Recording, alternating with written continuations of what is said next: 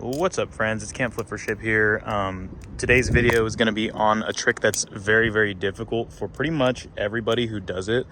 And it's kind of weird because it's kind of like even like people who are like really like pros. I don't want to say pros, but like people who are like really good at flipping, even they have trouble with this trick, and you can see them mess it up sometimes. And it's just interesting how, you know, even at the highest level, there is some tricks that give people trouble. And obviously there's things like the cat and stuff like that that are like, you know, extremely difficult. But this is more like on the general level of people who just generally flip. This trick is constantly giving trouble. And I've been practicing this trick for a long time, and even I cannot land it properly, to the point to where I stopped trying to regularly do it in my rotation of tricks because I feel like it's just one of those ones that messes me up so often.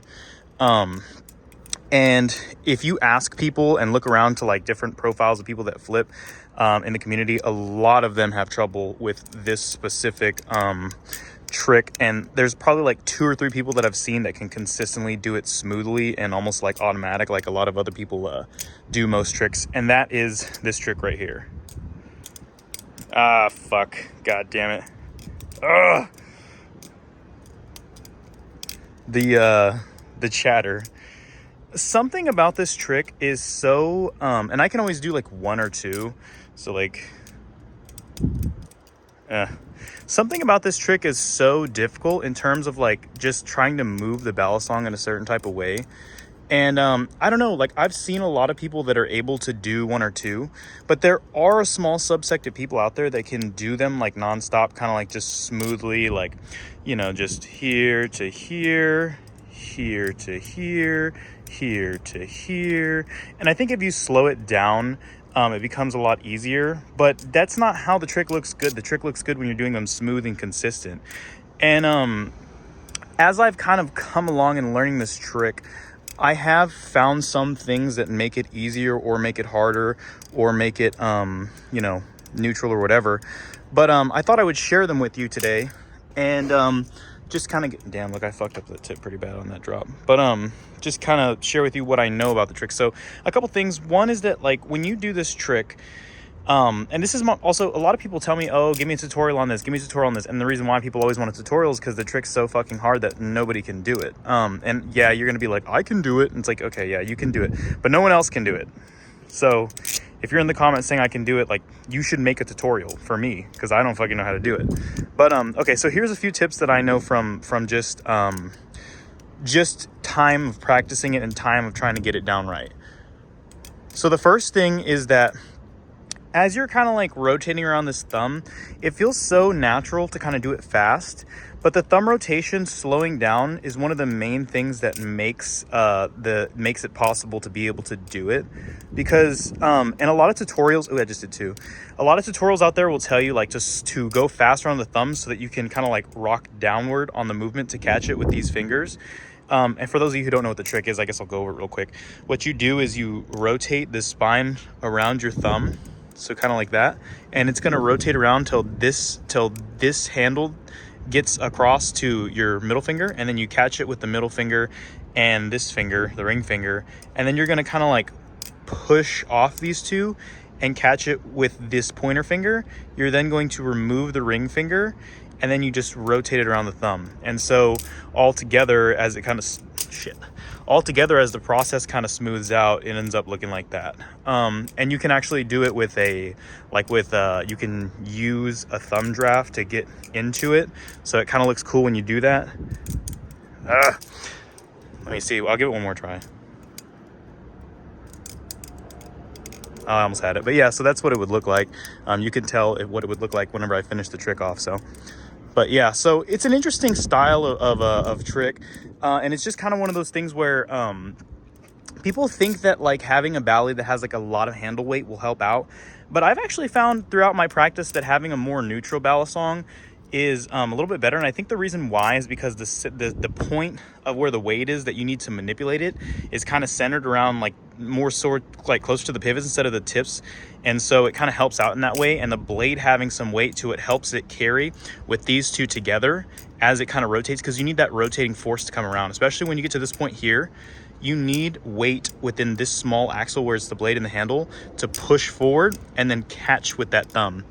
And so that's the first thing, is like maybe having a more neutral balisong and slowing down on that thumb. So what you can do to practice the movement is just come around the thumb and just kind of come around with a slow rotation and try to catch it. And notice how this one just rotated out. I don't know if you guys can see that, but it comes around like this, and you need to catch it like this, and it needs to have this spine pointing downwards, but sometimes it'll rotate in your hand and it'll put you in this position. And then now if you try to continue the motion, you're going to be doing it over the thumb, but it needs to be going here where it chaplains around the thumb, because if it comes here, then you're in a weird position and you're going to fling the blade towards your hand. So that's kind of one thing. Another thing about this motion that's kind of weird is like, you want to be, this one is kind of a weird cue, but just bear with me here. You want to be thinking about these fingers. You don't want to be thinking about your thumb. So kind of like when it comes around, you're kind of thinking about the thumb chaplain part. And the reason why I want you to practice it is because I want you to get it down. You know what I'm saying? To where it's just a simple and easy thing where you don't have to think about it, because you don't want to have to think about it while you're doing the motion. When you're doing the motion, you want to think about these two fingers, because it all happens so fast that when your mind's processing, it actually happens faster than I think you can process to start doing things. So we tend to think of tricks in terms of steps. So behind the 8-ball, around the finger to thumb, around the thumb, catch, twist and rotate. And so if you'll notice the time it takes, like here's behind the 8-ball, right? And see how kind of like that was a little bit longer. And the chatter has the same amount of steps basically, but you don't have as much time. You know what I'm saying? See how quick it kind of all happens? And so, yeah, see, there's one. See how it's so much faster than behind the 8-ball. And so and it also works with smaller systems in the hand. So your ability to connect to it is kind of like a little bit less. You have to like really time it out and really be precise. So that being said, when you start the movement, you want to be thinking about your ring and and your middle finger. So as you're kind of getting into the process of starting it, the thumb chaplain starts, right? The thumb chaplain starts. Don't think about it. Immediately think about catching with these two fingers, and then kind of giving it that little push, and then catching with this finger. And one thing that helps, again, with the process, so here's another step, is having it a little further out on your hand. So if you do the thumb chaplain and you're kind of up here, kind of more up on your thumb rather than being right here, that's what I mean by further up. So look at it in position on my thumb. Don't pay attention to my other fingers.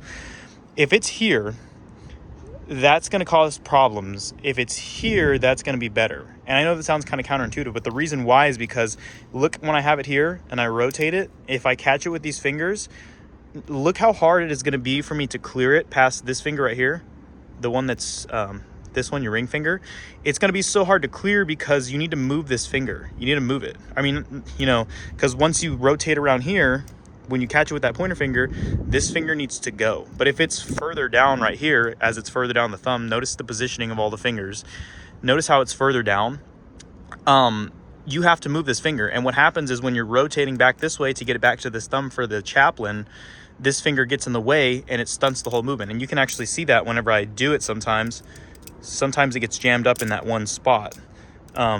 But if notice how when you come further down on the thumb, so when you're closer to the tips, so now I'm going to rotate it here, catch it here. Now, in terms of the positioning, so let me get it back on here. Notice where everything is. It's a lot easier to get into that position because look, this finger only has a small amount to clear once it comes here. See that? And so when it comes up, I can easily clear that finger versus if it's right here, it's going to bind up. So that's kind of like one of the other small tips. So don't have it close here. You want to have it more towards the tip of your finger, and that'll smooth out the process a lot easier for you. But those are all the tips that I have so far. I'm still trying to learn this trick, so if you have tips, leave them down below. But I thought I'd make this video. I'm not exactly the best at this trick, but it is a trick that I like to try to do, and I think I'm going to try to smooth it out. I will eventually make a tutorial, but I don't feel comfortable making a tutorial too much on a trick that I don't really know that well, because as you guys know, like my tricks, and again, I don't flip as much as I used to, but my tutorials are pretty, I'd like to say pretty thorough compared to other people's tutorials. And so I want to bring that same level of quality, and I just don't feel qualified to do that whenever I don't know the trick that well. You know what I'm saying? So that's kind of where I'm at with this one.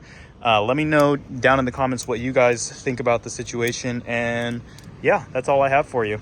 But thanks for watching. Leave a comment and rock on.